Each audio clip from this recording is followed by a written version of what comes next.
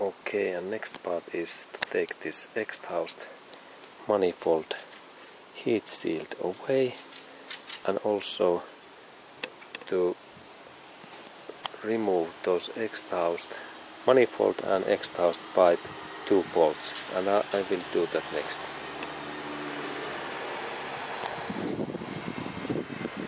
This bolt and that bolt, and there are 2 bolts, and I continue.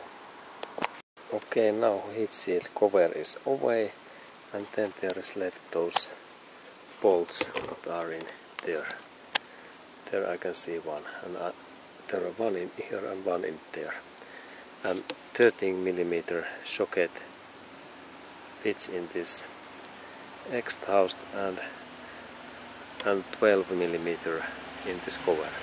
Okay, and then we need hydraulic jack or some other lifting system, and we need to lift up this car body because I need to go in this under this car, and then of course insert always some supporting material what can carry a lot of weight, like this truck pallets.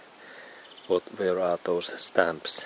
They can carry like 5,000 pounds this, and 2,000 kilos of this weight. Okay.